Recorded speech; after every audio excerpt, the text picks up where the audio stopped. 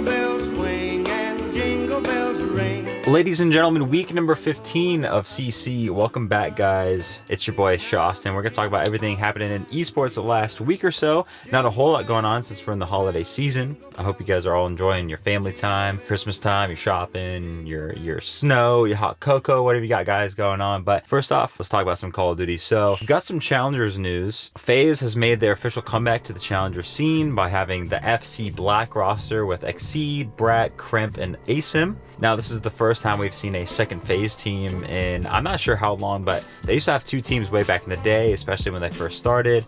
They would have FaZe Clan Red, FaZe Clan Black, but now they're back with the FC Black, and they're using the Old Stallions account on Twitter, so I'm assuming that Zuma had a big part in bringing back this roster for Challengers, and it's really cool to see these big orgs. It's not even necessarily CDL orgs, just orgs in general having Challengers teams and supporting the tier 2 scene in Call of Duty. Along with that, Subliners has recently quote tweeted a tweet with an eyeball emoji from the coach of Gunless, Polex, Classic, and Decimate. They were looking for an org, and Subliners quote retweeted with some eyeball emojis.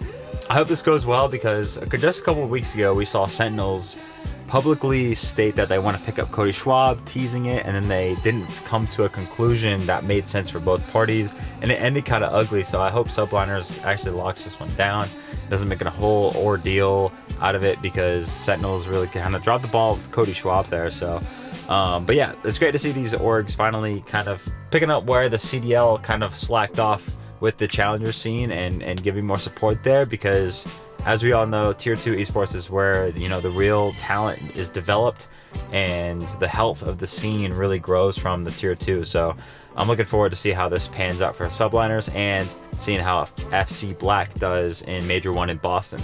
We had week number 2 of the CDL wrap up last weekend, and we're going to talk about a little bit the results. We've got 3 teams that are at 3-0. 2 of them are what we expected, Atlanta FaZe and New York Subliners, but one of them is a team that maybe had some lower expectations, especially from myself, Miami Heretics.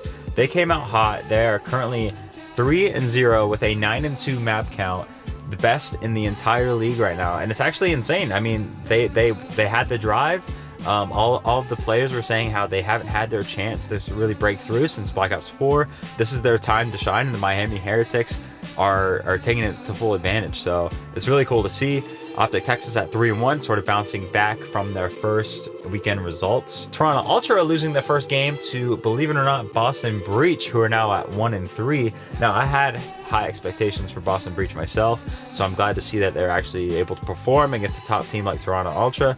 Shut Scrappy's mouth a little bit. And on a similar note, Seattle Surge started out hot, but now they're 2-2 at an even record. So they're still trying to find their footing. Obviously, they've had the passion. They're all sort of a team of leftovers, you could say, from previous CDL teams. So they're looking to prove themselves even some more. And then at the qualification cutoff, we've got Vegas Legion, LA Thieves, Carolina Royal Ravens, and then at the very bottom, the only team that is still winless is the Minnesota Rocker. Now, I knew this team would be sort of middle of the pack, but I didn't think they would be 0-3. You've got Accuracy, and then you've got a few of the new names in the CDL over at the Minnesota Rocker. So, I mean, Brian Saint's kind of patting himself on the back. He's got one more win than his previous team, Minnesota Rocker. So, and same with, you know, someone like Attach, who was over at the Rocker. He's at the Vegas Legion with a win himself. So Rocker need to find some answers, and they need to find them quick before Major 1, or they're going to find themselves in the losers bracket. That's going to be the overall wrap up of the first 2 weekends of the CDL. Those are standings 1 through 12. And we've got a couple of weekends off up until the beginning of January when matches start back up.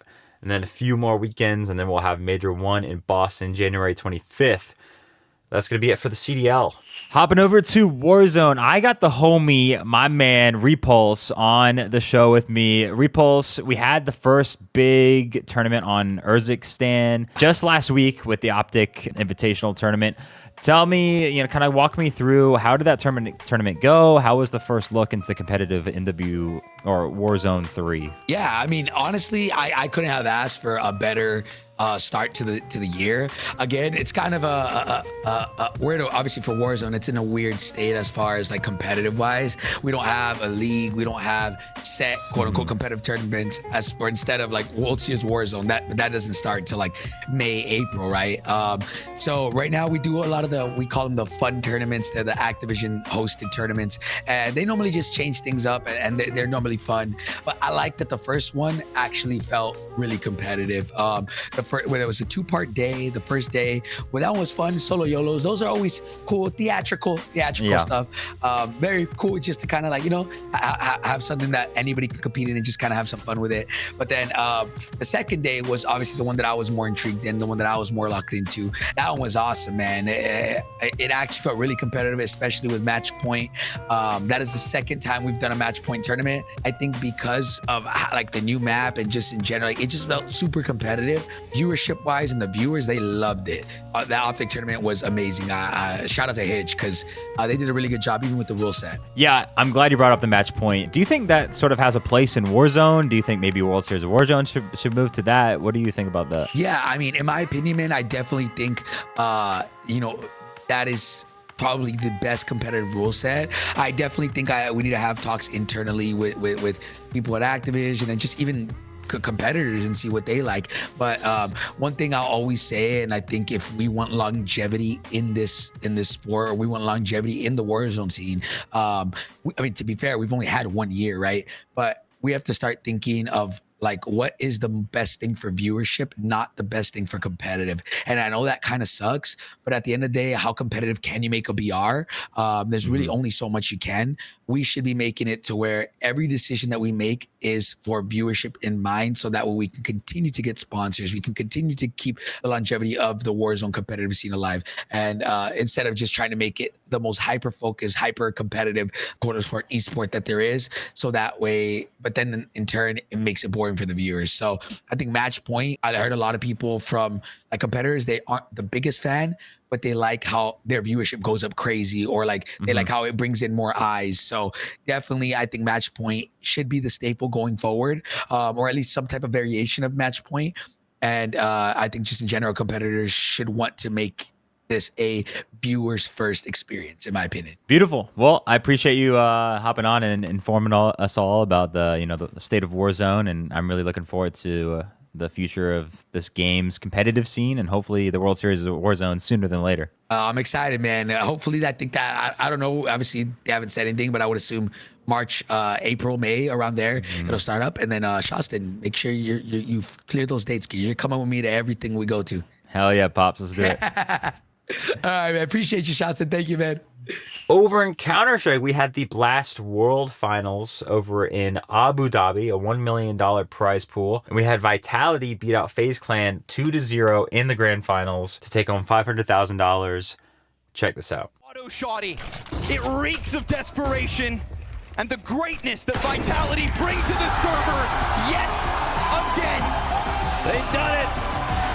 That's the World Final, the Fall Final, Gamers 8, Paris, and Rio, all in 1 year. Vitality with Apex and 3 different members, 3 different teams, have proved it over and over again. Proving it this time as well without Zonic, right? Without the Danes, without some of the most decorated Astralis players of all time, because it felt like maybe that's what propped up Apex. We saw incredibly well-rounded Counter-Strike, perfectly polished. The Pearls of Abu Dhabi, FaZe Clan, they are indeed, at the tail end of 2023, your Blast World Finals Grand Champions!